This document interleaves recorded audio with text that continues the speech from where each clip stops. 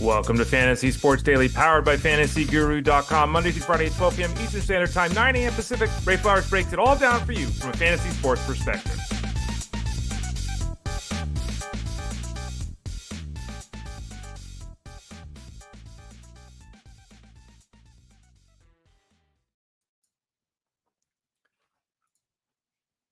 Good morning, everyone. Ray Flowers, FantasyGuru.com. I got to get the microphone in the right spot. Whoa. It's a Monday. I'm all over the place. Who knows what the hell's going to happen on this show? Probably some good stuff. Probably some fun stuff. Probably some informative stuff. And hopefully I won't say the word stuff yet again the entirety of the show. How about we do that? Oh, and of course we get the background change because it wouldn't be a normal show without the background change, my wall, my vents, all that kind of good stuff as the program decides to do crazy things. I am Ray Flowers of FantasyGuru.com. We'll get it rolling right now. I think we'll get it rolling. Let me make an adjustment here. Let's see. There we go. Whoa, my face is too big.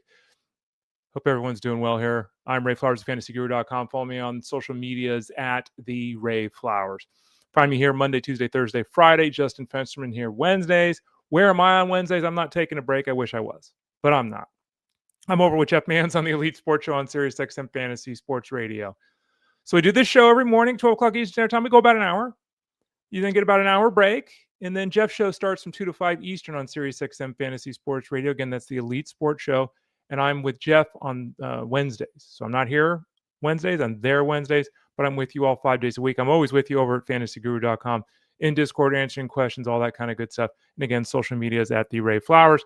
Up on the screen, it's a Monday. This is the one day of the week where what we do is we have some fun solo style. It's the only solo show of the week. The other 4 shows include all of our experts from FantasyGuru.com. They all join about 12:30 Eastern Standard Time, about halfway through the show. On Tuesday, it's Armando Marsal. Wednesdays, it's Rich Mileto. Thursdays, it's Tyler Beaker. And Fridays, it's Russell Clay.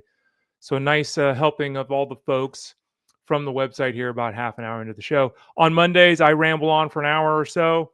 Again, there's no time limit here. Sometimes a little less, sometimes a little more. I ramble on and I talk about all the games all the game action on Sunday. We go game by game, looking side by side. What do you need to know about both sides and all the matchups? Again, Jeff Mans, Elite Sports Show, is on an hour after us. He'll be doing this for 3 hours today. So we get an hour here, 3 hours there. You can also join us as you are. Welcome, everybody. I see people already commenting in the chat room and all that. The Kyle says, Ray Flowers, the only analyst that never has a Q next to his name. Yeah, I'm never questionable, Kyle. Show up or you either show up or you're not part of the team, right? That's kind of how that goes. So I always try to show up.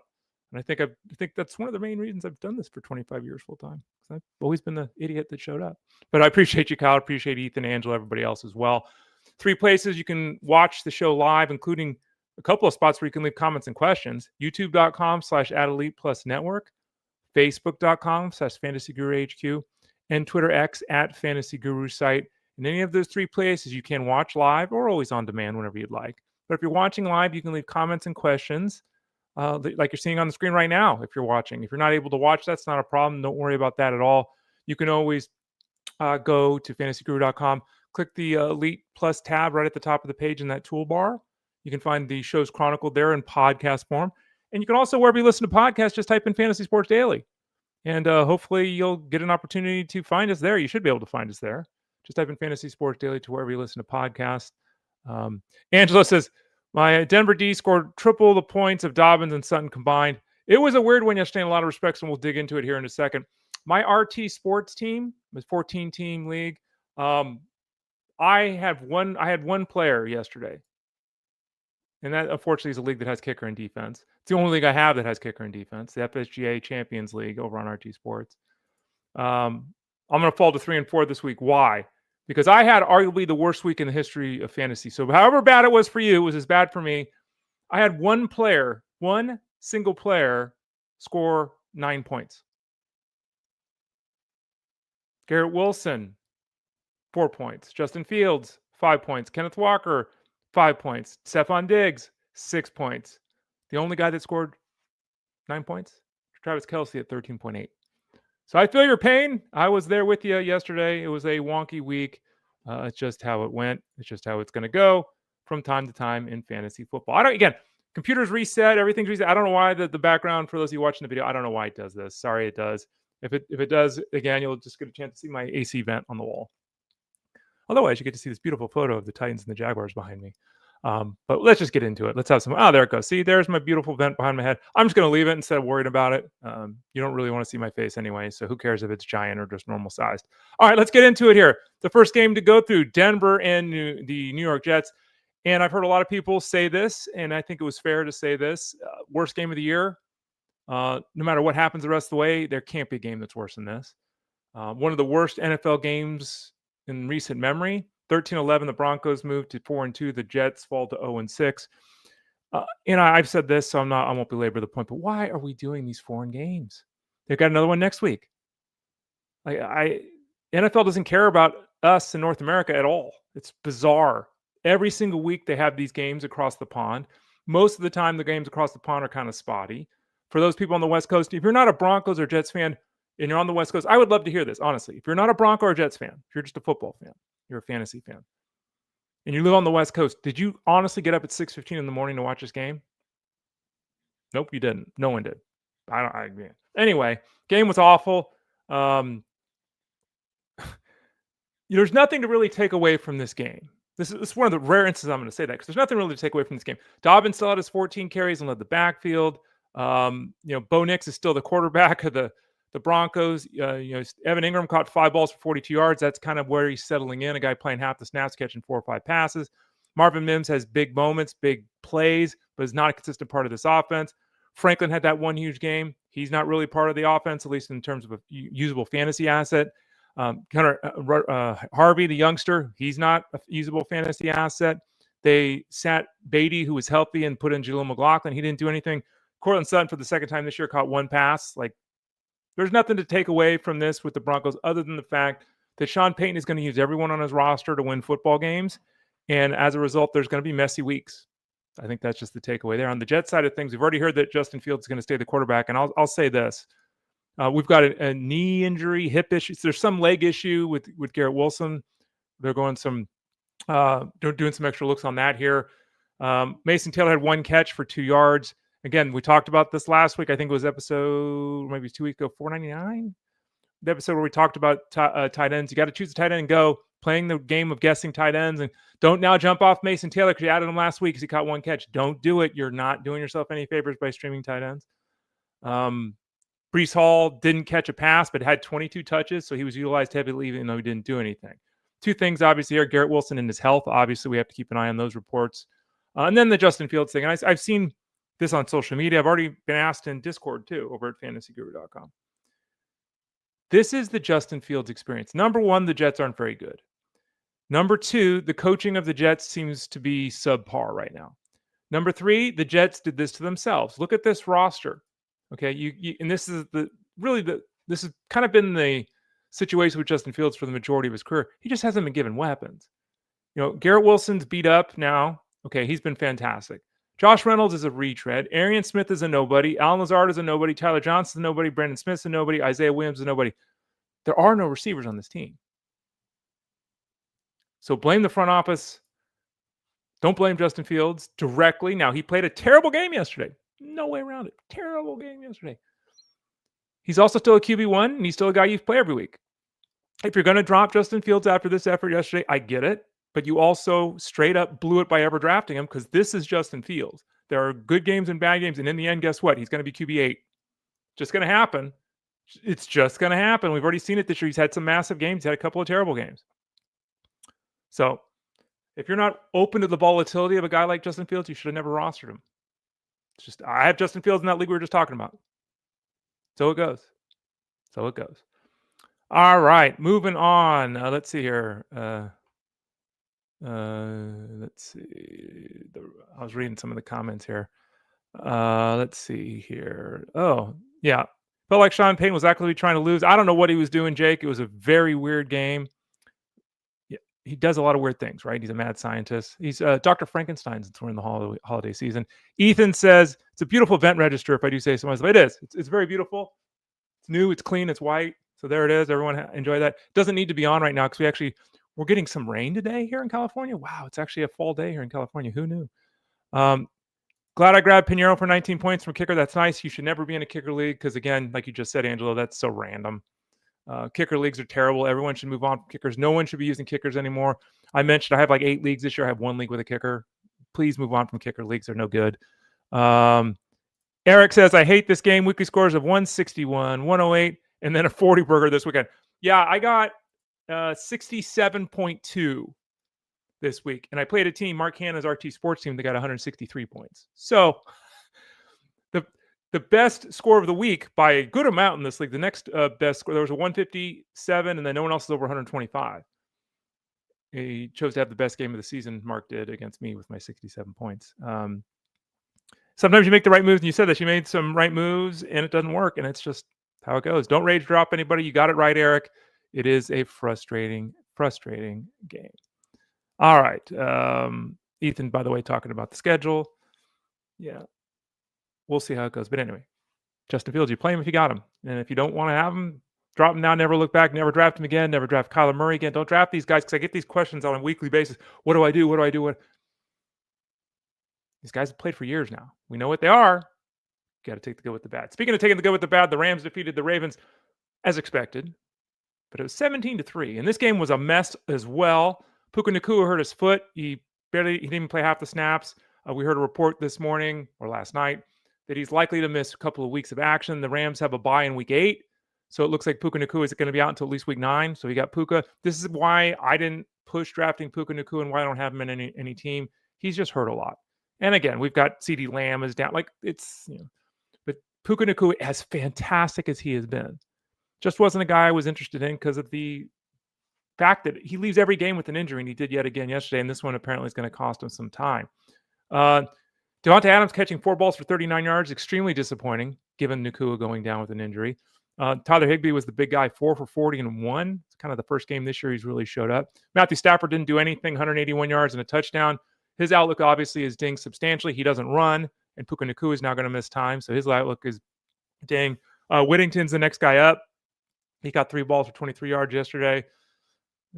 Moderate pickup this week. Moderate. We'll have the waiver wire stuff starting tomorrow over at fantasyguru.com. You can look at it there. Kyrie Williams, got in the end zone, made a beautiful catch. If you didn't see his 30-yard catch, a diving, jumping, leaping, falling at the goal line catch. Disappointing as well that he had 15 touches. Like, you lose Puka Nacua. Why is Kyrie Williams only touching it 15 times? I mean, he still had 87 scrimmage yards and got a touchdown, so he was fine. A little disappointing there as well. Now, on the other side of things, the Ravens are, they're just a disaster. And they fell to 1-5. Their season's over. Like, they're not making the playoffs. The season is over. Cooper Rush was terrible. Got benched. Huntley came in. He didn't do anything. And I think the entire season can be encapsulated in the following. You've got Derrick Henry, who's going to the Hall of Fame. One of the biggest, baddest mofos ever to play the running back position. So what do you do if you're the Ravens and you're at the goal line? Of course. You have Mark Andrews take 2 direct snaps and do 2 push pushes and don't make it. They have Derrick Henry, Hall of Fame running back, a 260-pound mountain of a man, and they gave 2 goal line carries out of the Wildcat to Mark Andrews. I don't know. Henry still ran for 122 yards, but this, Zay Flowers fumbled the ball twice. Like, the Ravens are through. The return of Lamar Jackson next time out seems probable, coming back from his hamstring injury, which will obviously help the offense here. But they're utter trash right now, that Ravens team, and I don't know what the coaching staff is doing. Try to win a football game instead of trying to be cute. Like, I'm gonna watch the press conference on Monday here today to see the explanation of the not 1 but 2 Mark Andrews tush pushes instead of giving the ball to Derrick Henry. Yeah. Next up, Dallas falls to Carolina, 27-30. People starting to get a little excited about Carolina? Don't. Dallas obviously didn't have CeeDee Lamb in this game. Their defense is not very good. The big storyline here, though, twofold. Let's start out on the Dallas side of things before we get to Rico Dowdle. Devontae Williams dominates the backfield yet again. 18 touches, 34 yards. Oof. Dak Prescott threw for 3 scores, 261 yards. He was solid. Ferguson got in the end zone. Good for him, but only caught 3 balls. The offense was really George Pickens, 9 for 168 and 1. He's hurdling guys. He's jumping guys. He's running around guys. George Pickens is a phenomenal physical talent, and right now he's balling out. And this was the hope for the Cowboys. This was the hope for everyone that drafted him, that he would ball out running alongside CeeDee Lamb. He's balling out without Lamb. Lamb comes back. Those two guys are going to terrorize opponents. It's going well for Pickens personally, even if the team has fallen to 2-3-1. So let's hope he can keep his head on straight, because that's always been the concern here. Though, as we've all talked about, he is on a one-year deal, so he's playing for a contract. Lamb could be back for the next game for the Cowboys, which means guys like Flournoy and Tolbert just aren't worth looking at in the fantasy space. Now, on the other side of things, Rico Dowdle, for the second consecutive game, becoming, I think, the first football player since 2014, when Lev Bell did it, to have 200 scrimmage yards in back-to-back games. He put a whooping on his former teammates in a revenge game. Ran for 183 yards, had 4 catches for 56 yards and a touchdown. It's been phenomenal. I am seeing some people, I think, grossly misunderstanding what's going on here. Chuba Hubbard, who's got the calf injury, has missed the last couple of games. Rico Dowdle is not taking over the backfield. He's not touching the ball 22 times a week moving forward, and Chuba Hubbard's going to touch it 6 times. It's not happening. Okay. Chuba Hubbard is a leader of this team. He's a guy dealing with injury. And Dowdle has stepped in and been fantastic in 2 matchups where Chuba Hubbard would have been fantastic. They were both really, really strong matchups. Remember as well, Chuba Hubbard signed a 4-year, $33 million contract last year, which is a massive contract for a running back in the modern age. Okay. Remember as well that Hubbard is a guy that ran for almost 1,200 yards last year and 10 touchdowns, right? Caught 40 passes.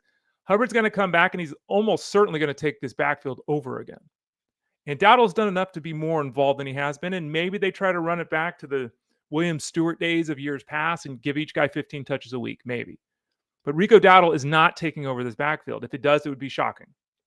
It really would be shocking. So slow your roll a little bit on the Rico Dowdle front. It's been a phenomenal addition the last 2 weeks. If you picked him up off the waiver wire, I mean, you got 400 yards of offense in 2 games. Like, this is phenomenal. But be cautious thinking you got a league winner there, a guy that's going to carry your team the rest of the way. Just not likely to happen. Bryce Young did throw for 3 scores, one of them to Dowdle, 2 of them to McMillan. McMillan, he's got to be starting every week. We talked about him last week, and when my diatribe, when I was talking about setting lineups, check that out. What was it, episode 504, I think it was. I should have written that down. Let me see if I wrote it down here. Setting a depth chart. Look for the title, Setting a Depth Chart, where I talked about setting a depth chart, and I went through an example, spent a good 10 minutes on it, using an example with Ted McMillan. But he caught 3 balls for 2 touchdowns, 29 yards. This offense is very boring. It's all really good to get excited about Dowdle, but the passing attack continues to be very muted. Just not much going on here with that team on offense. Arizona falls to the Colts 27-31. Did anyone realize, or you of course all realized, dumb way to say it, did any of you miss Kyler Murray yesterday? Cardinals didn't. Offense looked just fine with Jacoby Brissett. I mean, you can argue that the offense might have looked better than it did with Kyler Murray because Marvin Harrison only caught 2 balls and left the game with a concussion. So, end of the day here, Brissett goes for 322-1. So if you panic started him in a super flex or something, you got a payoff. Zay Jones stepped up after the injury to Marvin Harrison, 5 for 79. Michael Wilson, 4 for 44. Much like when Kyler Murray is the quarterback, nothing happening really for any of these pass catchers. Greg Dortch got in the end zone. Who cares? The big guy in the offense continues to be Trey McBride, 8 catches for 72 yards and a touchdown. Now, the interesting thing in the backfield here, and this is one of 2 scenarios, the other one being the Chargers, that everyone was all in the last 2 weeks. And it's another scenario in Arizona, like it is in San Diego or Los Angeles, we'll talk about in a second, where the reporting we got wasn't right. And this is the danger of, even the big guys, the big boys screwed up this week, right? When it comes to the Chargers backfield. Michael Carter goes out 20-plus touches. He takes over the backfield. We did talk about Zonovan Bam night on this show 10 days ago. Last weekend. Yeah, so longer than that. 14 days ago, 15 days ago, whatever it was. We talked about him on Sirius XM on the Elite Sports Show. And we said, Jeff Mans and I both said, look, Zonovan Knight, probably the best guy to run the football on first and second down. Don't know what they're going to do if they're going to do that. And they didn't do that, again, giving 20-plus touches to Carter in that first game. But we heard Emilio DiMercato would lead with Carter kind of in support. Then later in the week, it went to Carter. Carter got the 20 touches. Coming into this game, we figured it would be the same thing. Then we got a late report that Zonovan Knight would be the starter and he would lead the backfield on Sunday. Well, he wasn't the starter. The starter was still Carter. But in the end, he did have the touches. He had 12 touches. Carter had 11 touches. So it was a completely split backfield in terms of the touches. Knight got the goal line touchdown. I think he had all 4 goal line snaps too. So he clearly seems to be the short yardage guy, which is what we did talk about here a couple of weeks ago on the show. So Zonovan Knight and Carter are now looking like they're sharing a backfield for a moderate offense. Yeah. Hopefully you didn't spend big fab on either one. You probably didn't spend any fab on Knight. You probably just added him. He might end up being the better play than Carter, who at least you spent some fab in. I spent 8% in one of my leagues, the FSGA league, after I lost Mr. Benson. On the other side of things, with the Colts, they moved to 5-1. And hey, look, Jonathan Taylor had his 120 in a rushing score, caught a couple of passes. Daniel Jones had a couple of passing scores and a rushing score, continuing to use his legs, as we all knew he could because he's done it in the past. Antonio Pierce was back, caught a couple of balls. Warren, 6 for 63 and a touchdown. He looks like he's really going to pay off. Another tight end as a rookie paying off. This does not happen historically speaking, but it looks like it's going to happen this season with Tyler Warren. Unfortunately, though, Michael Pittman, the number one receiver for this team, vanished from the offense. 2 catches for 20 yards. These things are going to happen from time to time. When you see your quarterback producing 3 touchdowns and your team producing 30 points, you don't expect Michael Pittman to catch 2 balls for 20 yards. The matchup saw Josh Downs, who really has been more of a support receiver for the most of 2025, catch 6 balls for 42 yards and a touchdown. So he was the play yesterday, not Pittman. You should have started Pittman. Next game for the Colts, you should start Pittman over Downs. Don't make the mistake of thinking Downs is taking over. He's not. This is unfortunately how things go when you have a balanced offense like the Colts do. Guys get involved. They highlight matchups. It's not like the Jets are just going to throw the ball 12 times a week to Wilson, or the Saints are going to throw it 12 times a week to Olave. They're going to identify things, as the Colts did yesterday, and they won that football game to move to 5-1. Seattle defeated the Jaguars 20-12, and everyone was wrong. Me too. I'm in this group. Everyone was wrong. No one thought there was any chance Sam Darnold would repeat what he did last season. It's been 6 games. You can't say he's better than he was last season. He threw for 4,300 yards and 35 touchdowns. But damn, is he good right now. He's not making mistakes. He's throwing for 250 yards and 2 touchdowns every single game and not turning the football over. He's not seeing ghosts. So while his former mates, the Jets, have all kinds of problems seeing ghosts, Sam Darnold's not seeing any ghosts. And he has been terrific. And what we love here about this Seattle offense, in the air at least, is the fact that it's one guy. It's Cooper. It's Jackson Smith and Jigba. 13 of the 27 targets. That's almost a 50% target share. It's impossible, but there you go. 8 for 162 and 1. Cooper Kupp had his first score of the season. A.J. Barner, 3 catches for 71 yards, says he's kind of on the cusp of being a potential streamable option at the tight end position, though you shouldn't stream tight ends.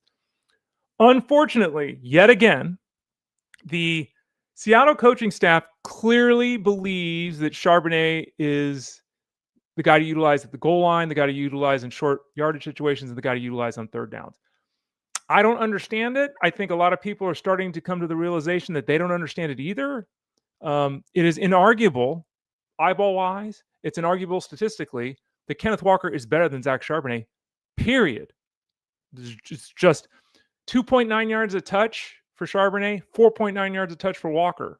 It's not even close. And you watch him play, and it's like Walker's ripping off 11, 12-yard runs. Charbonnet just running into people trying to move. I don't get what they're doing.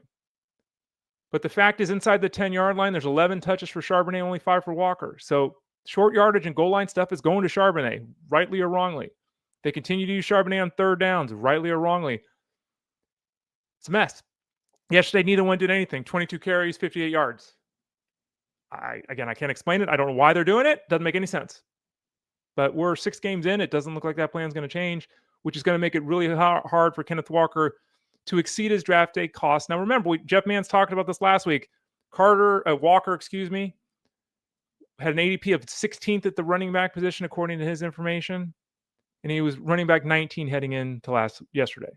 So, he could still certainly pay off his expectation. But for those of us that had hopes that maybe he could be a running back 1 this year, unless Charbonnet gets hurt, it just doesn't look like the coaching staff's going to allow that to happen.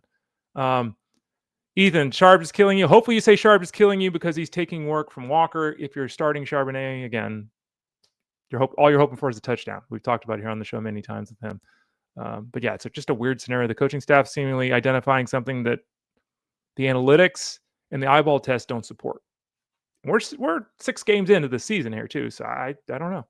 On the other side of things, Jaguars fall to 4-2, losing a home game to a team flying all the way across the country in Seattle. Not ideal.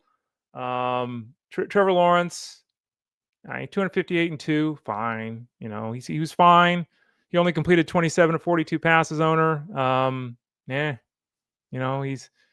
He ran last week, as Jeff Mann said. He ran last week, likely because he couldn't read the defense, so he just utilized his legs. Yesterday, he had 3 carries for 9 yards. What was it? 3 carries for 9 yards yesterday. So, the passing game, 8 for 90 and 1 for Brian Thomas. Now, Brian Thomas should have had a second touchdown.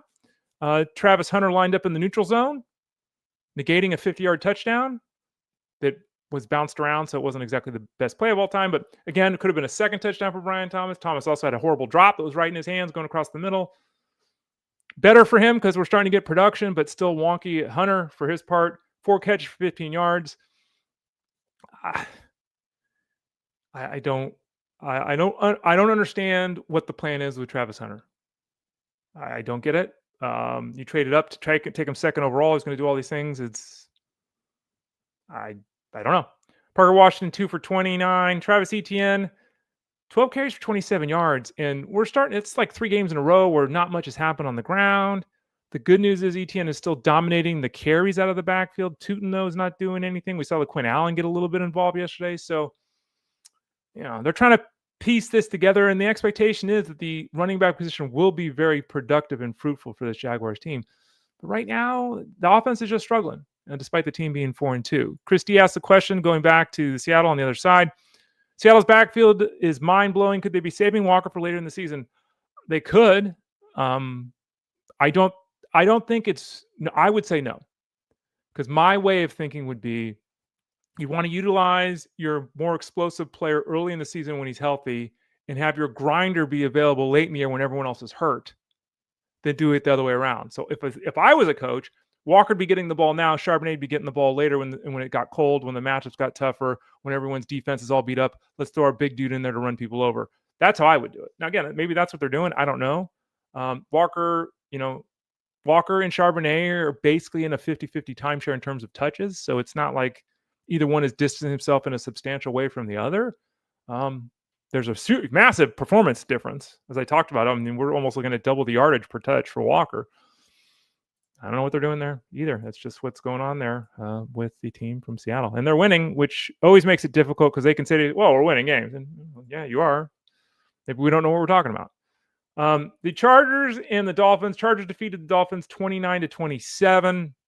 This was a game that it was going to be Hassan Haskins. It was going to be Vidal. It was going to be Haskins. It was going to be Vidal.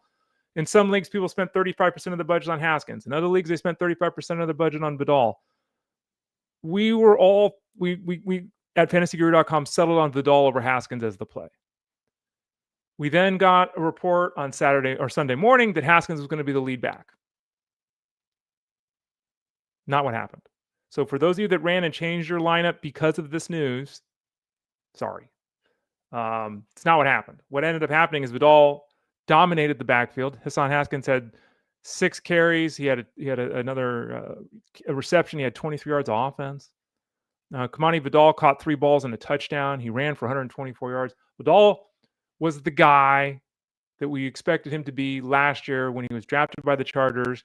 And then last year, I drafted him in Dynasty. I think I took him 16th overall in my Dynasty draft last year because I needed help in the backfield. And it was an utter disastrous season.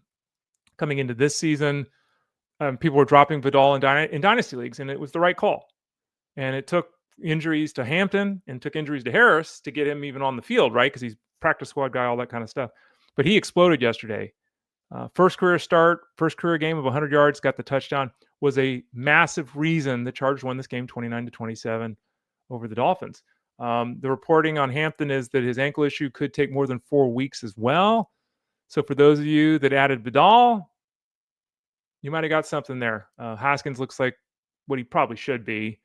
which is that support piece, utilizing some short yardage scenarios, that kind of thing, kind of a breather back for the better overall running back, Kamani Vidal. Ladd McConkey had a touchdown, 7 catches for 100 yards. Quentin Johnson was out of this game, so as a result, McConkey saw his usage shoot up. Gadsden, the tight end, also has established himself. He caught 7 passes for 68 yards. He's establishing himself as the tight end here in this offense. Keenan Allen, disappointing, 4 for 27. So Chargers won this game, but it was really about the running back. The rest of the passing attack was very moderate yesterday.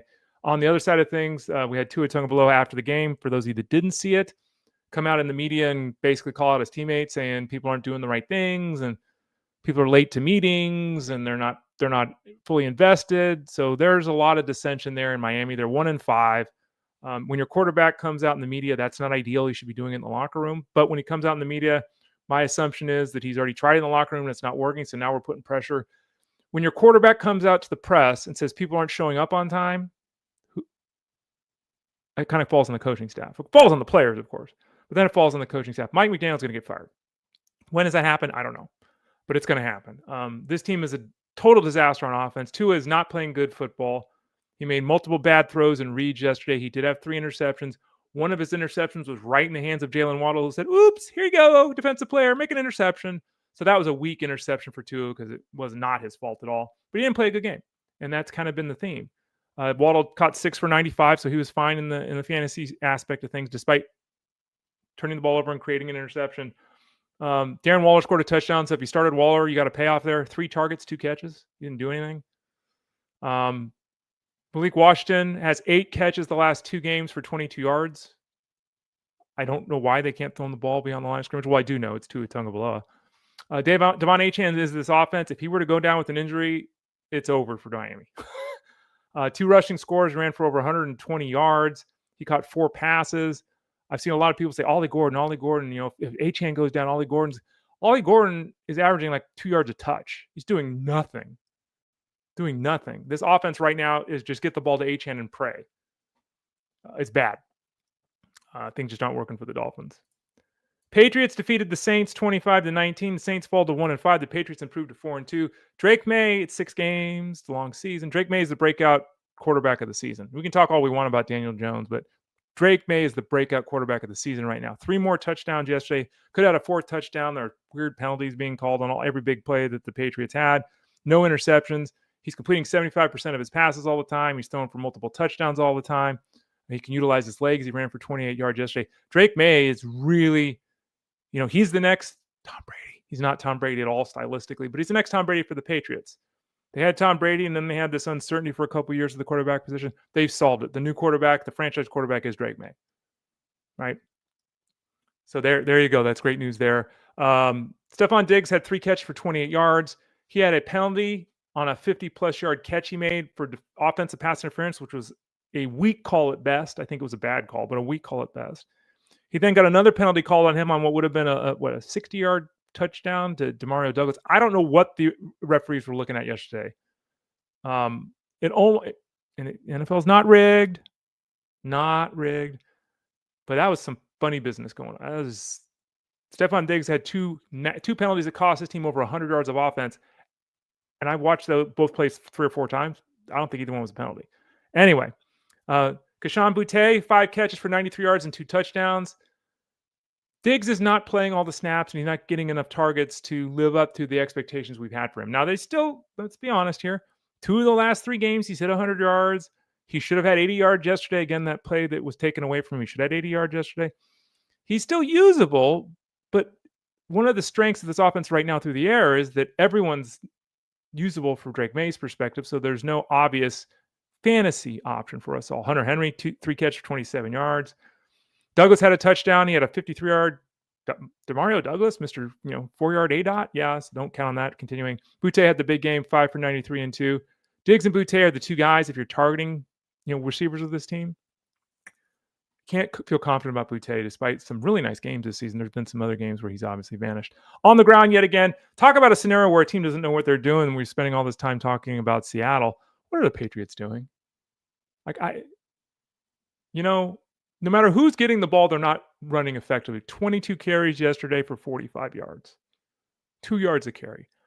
That continues what we have seen for this team, whether it's Gibson, Stevenson, or Henderson. There has not been a lot of success on the ground. But Stevenson, yet again, more touches than Henderson. I don't know. 13 touches yesterday for Stevenson, 18 yards. 10 touches for Henderson, 36 yards. So if you have Henderson continue to hold, I don't know how you're starting Henderson or Stevenson unless, by Mageddon week's coming up here. Yeah, okay. Stevenson won't go away. The coaching staff won't let him go away, even though he continues to do nothing. On the Saints side of things, look, Spencer Rattler's fine. And what Spencer Rattler has shown himself to be is Cooper Rush, right? Spencer Rattler is likely to be a backup quarterback in this league for a long time because he can run the offense effectively and not kill you. He's Josh Dobbs, right? Without the wheels. He's that guy that you can. This is what's going to happen with Rattler. He's not a starting quarterback in this league. The Saints fall to 1-5. They never press an opponent with their offense ever. He only had 6 incomplete passes yesterday. Still only threw for 227 yards. They still didn't reach 20 yards of offense. They didn't have a single player run for 35 yards. They had one guy with 50 yards of catches. They need to try Tyler Shuck. The season is over for the Saints. They're not making the playoffs. It's over. Turn it over to the youngster, even though he's not super young. Turn it over to Shuck, who in theory has the bigger arm, the bigger play potential, and in theory can be the future of the Saints under center because it's not Spencer Rattler. If you're going with Spencer Rattler, you're hoping to be 8-9. Like, it's just not. And the Saints suck. They're not making the playoffs. It's odd that they don't try Tyler Shuck. Kamara and Miller, again, basically to a draw on the ground. That's kind of what it's been, though Miller's not involved in the passing attack. As I have said repeatedly, anyone starting Miller, you're really kind of desperate because he's just not involved as a pass catcher. He had one catch yesterday for 11 yards. 5 for 45 for Kamara. Nice to see him get more involved as a pass catcher. Olave had 6 for 98. A couple of nice plays there. Shaheed 4 for 28 because he doesn't have the long ball potential that Shuck will bring, so he's disappointing. And then Juwan Johnson, 2 for 15. Ankle not right, not playing the amount of snaps he's been seeing earlier in the season. His usage in the offense is down. It's not because of Taysom Hill. Taysom Hill had 1 touch yesterday. They need to change quarterbacks. That's my thoughts with the Saints. Cleveland falls to Pittsburgh 23-9. The Browns are 1-5. What could have been? The Steelers improved to 4-1. Youngster Dylan Gabriel is part of an offense that's just not very good. And, it's not, he's only made a couple of starts in the NFL. I'm not putting this on him. But he threw 52 passes yesterday. 52 passes yesterday. And they scored 9 points. And he threw for 221 yards. It's atrocious. Absolutely atrocious. His guys were dropping passes. Fannin dropped the ball right in his hands. Njoku dropped the ball right on his hip. Was Gabriel on point all game? No. Did he make mistakes? Yes. Didn't throw an interception. At least there was that. But the fact of the matter is that this offense is just broken. I mean, it's just Quinshon Judkins, 12 touches on the ground, 36 yards. Didn't see a catch. He had 1 target. You have then Ford, 6 targets, 5 catches. Sampson had 2 targets, 2 catches. So Judkins, who'd been catching a few passes, was completely phased out of the passing game. They were unable to run the ball against the Steelers, and they tried to pass. Even with all this passing, Jerry Jeudy caught 5 of 13 targets, had multiple drops, 43 yards. Fannin, though, who had that horrible drop ball, was right in his hands. Caught 7 balls for 81 yards. And if Njoku is going to miss time, which at this point seems possible, again, Fannon's been utilized all over the offense, not just playing tight end. In fact, playing a lot less tight end than people think. He might play more tight end if Njoku is going to be out. But even if Njoku is out and he doesn't play more tight end, they continue to utilize him the way they have Fannin. His target total is going to be significant because they can't trust Thrash. They can't trust Bond. If Njoku's out of the way for his 7 or 8 targets. So Fannin, if he's on the waiver wire, not just because he caught 7 for 81 yesterday, but because of the concern with Njoku and his health, could be a pickup right after you dropped him. Which again, this is why we don't play the game of rotating through tight ends. Steelers improved 23-9. Metcalf 4 catches for 95 yards and a score. That's the second straight game. He's had 490 and a touchdown. He's the only pass catcher with this team that does anything. Aaron Rodgers yesterday led this offense. Look, he didn't turn the ball over. He threw 2 touchdowns. They won the game at home. They moved to 4-1. Rodgers got 10 touchdowns in 5 games, a couple of picks, maybe 2 or 3 picks. He's been exactly what they needed him to be. He's a game manager. We got a game yesterday, though, where the quarterback threw the ball 30 times. He threw 10 passes to wide receivers. 10. 9 of them went to Metcalf. So other than DK Metcalf, one wide receiver, Roman Wilson, saw one single target. Meanwhile, 4 different tight ends were getting targets. Gainwell caught 6 passes. Warren caught 2 passes. 1/3 of the pass attempts went to wide receivers. They didn't need to open it up yesterday against Cleveland. It should get a little bit better for their wide receivers in matchups moving forward. But again, this is the Steelers. They're trying to win games 23-9. They're trying to grind it out and use their defense. And after a little bit of wonkiness there on the defensive side in particular, looks like they kind of got things back on track. Game manager is more what the passing attack should look like with Aaron Rodgers moving forward. Tennessee lost 10-20 to the Raiders. Tennessee is objectively awful. They're just objectively awful. And you can blame Ward if you want. I don't blame a rookie quarterback in his first season behind a crappy offensive line with a crappy group of play callers and a crappy group of players around him and an injured wide receiver one. Calvin Ridley played like 6 snaps yesterday before his hamstring went down. Ward was sacked, I think, 6 times. He was pressured 1,600 other times. 222, 1-1. It's just, this offense is pathetic. It's just pathetic. And they're 1-5. They scored 10 points in the Dome in Vegas against the Raiders. Raiders aren't very good. There's really no hope for this offense right now. It's just Ridley, especially if Ridley is down. Elic Ayamanor, who goes and steps up when Ridley goes down. No. 3 catches for 27 yards. Van Jefferson's the guy that steps up in the offense. So it's not even Ayamanor, who seemed to have some kind of early season connection with Ward. I don't know what happened to that, but that's gone. We now got multiple tight ends with Helm and Okonkwo involved. Pollard didn't do anything on the ground. Spears didn't do anything on the ground. Spears and Pollard basically to a draw in touches and snaps yesterday, which is kind of surprising. A lot of that had to do, I think, with game flow. It was 17-0. At one point, the Raiders jumped out ahead, so they had to go more to Spears in the passing attack than Pollard. But at the end of the day, the Titans suck, and there's no hope, no obvious strain or line of hope right now for anyone on this offense. It's just a terrible group. On the Raiders side of things, the Raiders won the game. They moved to 2-4. They're not going anywhere, and they suck. Geno Smith had another blah game. Brock Bowers has missed 2 games now. There's reports he may miss the next game. Myers stepped up. Michael Mayer, 5 for 50 and 1. Terrific game for him if you streamed a tight end, which you shouldn't do. But if you did, you got a huge payoff there. That's 16 PPR points. Even in a non-PPR, double-digit points. Jacoby Myers catches 80 passes every year. He ain't getting there this year. What's going on? Your number one option on offense, Brock Bowers, is out with an injury. He's got that injured knee. Why is Jacoby Myers not getting the ball? What is Geno Smith doing? What are the play callers doing? What is going on? How is Trey Tucker out targeting Jacoby Myers?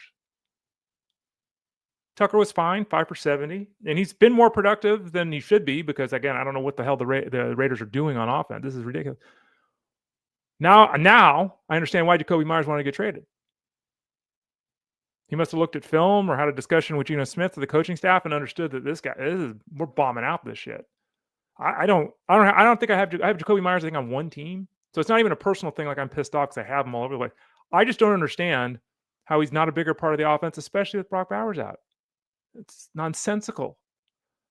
Genty had 75 yards and a touchdown on the ground, caught a couple of passes. The offensive line is really bad for the Raiders. So Genty's doing nothing. It's not his fault. This is why with the running backs, it's so much of it's about the team and the concepts and the offense and the offensive line, the game flow, all this kind of stuff. Genty had 86 yards of offense and a touchdown. You'll take that every week. It's fine. But he's not doing much because the offensive line and the offense, including the quarterback, is just not very good. Cincinnati fell to the Packers as expected, 27-18. The Bengals are now 2-4. The Packers are 3-1-1. Joe Flacco, 219-2. That wasn't a fancy game by Joe Flacco. What was a good game, though, was the fact he threw the ball 12 times to Higgins, or 12 times to Chase and 8 times to Higgins. So he threw the ball 20 times to his top 2 wide receivers, which is what should always happen with this team. Andre Yusubash, had 1 catch on 4 targets. I think he had 3 drops. Terrible game from him. T. Higgins caught 5 balls for 62 yards, lost a touchdown by about a foot. He fell, if you didn't see it, backwards, so his head was in the end zone, but the ball didn't go in the end zone. So he had a solid game, but he could have had a touchdown. Jamar Chase had a spectacular touchdown catch. 10 catches for 94 yards and a touchdown. A lot of people concerned about his health because he was dealing with an illness. When players have illness, don't worry about it. They play through it almost every time. And this is just yet another reminder, because there have been people all over the space, all over the fantasy industry, all over Discord that have wanted week after week after week after week after week to bench Jamar Chase. Don't ever bench Jamar Chase. Don't. If he's on the field, I don't care what injury he's dealing with or health. If he's playing, he's in your lineup. Please, please, please don't ask any more Jamar Chase start sit questions. Okay. Phenomenal football player, got it done yet again. Chase Brown. We're 6 games into this season for the Bengals. How many times has Chase Brown run for 50 yards? The answer is 0. 0. He has not run for 50 yards one single time. He's averaging like 3.3 catches a game. I think he's averaging about 60 yards of offense, not rushing yards, of offense per game. He's on pace to be one of the biggest non-injured blowouts of the 2025 fantasy football season through 6 games. Complete non-factor. And P. Ryan yesterday, for the first time this season, really became a significant part of this offense. P. Ryan and Brown very much shared the backfield yesterday in terms of workload and snaps. First time that's happened. I don't think that will be something that continues. I don't. But Chase Brown, I mean, those people hoping that Flacco would reinvigorate Brown, at least in that first game, it didn't happen. Now, it was against the Packers, which are obviously a very good defense.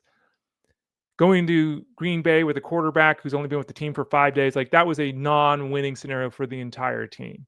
So let's not have sheer panic with Chase Brown. Let's just have panic with Chase Brown.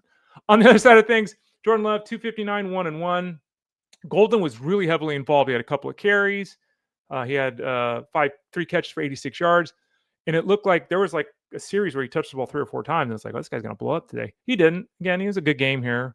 But they significantly tried to get him involved in the offense. Now, that's important because Christian Watson, coming back from his knee injury, possibly plays the next game for the Packers, right? They've opened up his 21-day window to return. In theory, Golden and Watson fill the same role in the offense. So that will be something to keep an eye on. Obviously, Jaden Reed is still down with an injury.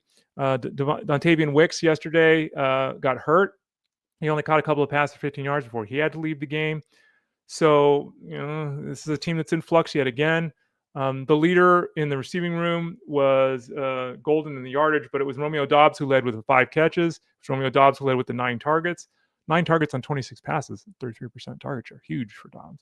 Didn't get in the end zone. Kraft got the end zone even though he only had 2 targets each day. Another game where the Packers won a football game with a passing attack that was just because there's all these guys involved. In terms of on the ground, Josh Jacobs, as he is basically done for a full season now, scored a rushing touchdown. 2 touchdowns, in fact, on the ground. He also caught 5 balls for 57 yards. They basically just ran him up the middle time after time, and the Bengals could not stop him. The Niners fell to 4-2. The Buccaneers improved to 5-1 as the Bucs won that home game 30-19. The Niners are, and a lot of people talking about the Ravens and all the injuries they're dealing with, but the Niners are dealing with just as many injuries. And while the Ravens are 1-5, the Niners are 4-2. They've lost Nick Bosa, their number 1 pass rusher, earlier in the season with the knee injury. Yesterday with the ankle injury, they lost Fred Warner for the season. So they're arguably, I don't think it's arguably, they're without their 2 best defensive players for the rest of the season. So that's going to be tough. Sounds like Purdy could return for the next game for the Niners through that toe injury. Mac Jones threw for 347 yards. No scores, was picked a couple of times yesterday. So they obviously would welcome back Purdy, though Jones has done a very good impersonation of Purdy, statistically speaking. Another game with Christian McCaffrey failing to run for 60 yards, 17 for 54. At least he had a rushing touchdown. But this team and this player cannot run the football. They can't. He averages like 3.3 yards a carry. It's a terrible mark. It's way below the league average, way below his career average. He got another 7 passes for 57 yards as a receiver, so he continues to be an RB1. He continues to be a superstar in the fantasy space, though he continues not to actually be a running back. Kendrick Bourne has a huge connection with Mac Jones. He caught 5 balls for 142 yards, multiple long grabs there, led the team with the 9 targets. Now here is the interesting thing there. Bourne has now got 100 yards each of the last 2 games. When Brock Purdy is back, this is clearly a Jones and Bourne connection. Clearly, right? We all know it. There's been the stories written about it, their time back with the Patriots, everything. So who is Bourne when Brock Purdy is back? It's uncertain. And remember, Ricky Pearsall's still missing games with the knee injury. George Kittle's still missing games with the hamstring injury. Both those guys could play for the Niners the next time out. We got a report that Juwan Jennings supposedly has 5 broken ribs. I don't know. I'm not a doctor. I have never examined him. I wouldn't know. I'm calling shenanigans. 5 broken ribs. You have 5 broken ribs? Seriously? 5? 5. There's a knee issue. There's an ankle issue. There's a brain issue. There's a shoulder issue. Juwan Jennings sounds like the most beat up person on the planet. He caught 1 ball for 7 yards. There is still potential for Jennings if he can ever get healthy. He should still be the number 2 receiver in this offense behind Pearsall, right? He could be the number 1 receiver in this offense with Brock Purdy. They have a significant connection, much like Bourne and Jones. So there's that. Jake Tonjes, 6 catches, 58 yards. He recedes into nothingness when Kittle returns, as we're all aware. Demarcus Robinson had a horrible drop, caught 2 balls for 44 yards. MBS played 40 snaps. Niners need to get healthy. And now we're talking about the team without their number 1 D lineman, without their number 1 linebacker, one has been without their number 1 quarterback, their number 1 tight end who could make the Hall of Fame, their number 1 wide receiver, their number 2 wide receiver. Like, it's amazing they're 4-2. Really, it is amazing. On the Buccaneers side of things, the Buccaneers aren't as beat up as the Niners, but they sure as hell are at the wide receiver spot. It's the Johnson boys moving forward here, maybe. We still don't know when Mike Evans is going to be back from his injury. His hamstring injury, we still haven't really gotten a definitive date with him. Godwin hurt his fibula. He was inactive yesterday. We don't know how much time he's going to miss. Emeka Egbuka is going for testing on his hamstring. He left the game yesterday, only caught 2 passes, 24 yards. So they're 1, 2, and 3 receivers, significant receivers. A Hall of Famer in Evans, one of the better chain movers of the last decade in Godwin, and the guy who's Rookie of the Year through the first 5 games of the season. All 3 of those guys could be out the next game for the Bucs, and it might be down to the Johnson brothers. That's a little spotty. Yet Baker Mayfield 250-2. Baker Mayfield, I gotta say it, just terrific. It's just I don't really know, but just terrific. So now it's Tez Johnson, Cameron Johnson. We'll talk way more about this the next couple of days over at fantasyguru.com. Caleb Johnson 4 for 64 and 1. Tez Johnson only had 1 catch, but it was a 45-yard touchdown. Those were the 2 scores for Baker Mayfield. The Bucs took care of business and won a football game. But their receiving core is thrashed. Cade Otton, by the way, 2nd game in a row, huge involvement in the offense. He played every single snap. Every snap. I think it's only the 2nd tight end on any team all season long that's done that. 5 catches, 51 yards. He's been a significant part of the offense the last couple of weeks due to the injuries at the wide receiver spot. Finally, the Chiefs beat the Lions 30-17. Chiefs improved to 3-3. Lions fall to 4-2. If you saw this game, I don't know what the Lions are doing. David Montgomery could have had a touchdown pass at the goal line to Jared Goff. Now, it was a legal formation, legal motion. I don't remember the exact call, but the bottom line is Goff, since he was under center, needs to go and run to some position in the offense and establish himself, and he didn't. He ran from the behind center and was in motion the whole time when the ball was snapped, so it was an illegal play. So the touchdown from Montgomery to Goff didn't count. I don't know what you're doing running your quarterback out to catch a touchdown pass. Like, that's buffoonery. Utter buffoonery. If Jared Goff gets hurt, utter sheer buffoonery. And Jared Goff how many quarterbacks are weaker than Jared Goff? Jared Goff, when I see him and he goes to get tackled, like he almost got sacked last night. He threw a ball at the feet of David Montgomery where he basically ducked down beneath the defender. Like, come on, man. You're going to go Kyle Allen and win games? Idiotic move by the offense. Bottom line is he threw for 203 yards and 2 touchdowns at the end. Goff did. Touchdown, 6 catches for Jamison Williams, who finally had a nice game. Amon-Ra St. Brown had a drop ball right in his hands. That never happens. Maybe it's his wrist. I don't know.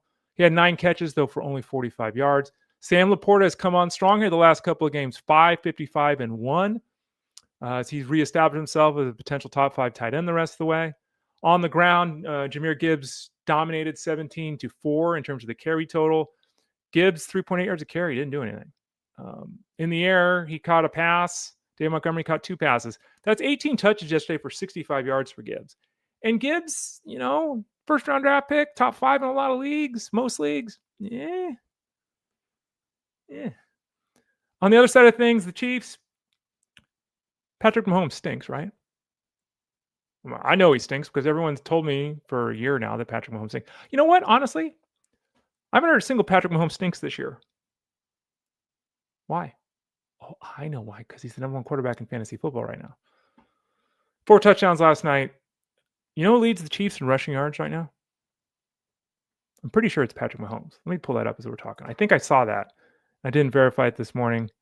For those people that don't know, I'm on the West Coast. It's still not even 10 o'clock here on the West Coast. Trying to scramble to get things going, get everything in line here to start this show early. Let's pull up the Chiefs. Here we go. Rushing yards. The rushing yard leader for the Chiefs is Patrick Mahomes. He's got 8 more rushing yards than Pacheco. Anyway, another rushing touchdown last night from Mahomes. He threw for 257 and 3. Xavier Worthy scored a touchdown. 2 touchdowns to Mr. Brown. Their leading receiver was Travis Kelce, 6 for 78 yards. Remember, Rashee Rice is now eligible to return this week for the Chiefs. That would be a huge addition to this team who's starting to trend upward. You've got Mahomes doing his thing. Rice comes back, and then all of a sudden, everyone starts falling into the zone they're supposed to be in, right? The pecking order changes. Worthy drops one. Brown drops one. Kelce probably gets a little bit more opportunity to be utilized. Not that they're necessarily going to throw him the ball more because they might save him for later in the season, to the point that Chris asked earlier about the backfield with the Seattle. They don't want to overburden Kelce early. They'll save him for later in the year. I think that's a fair position.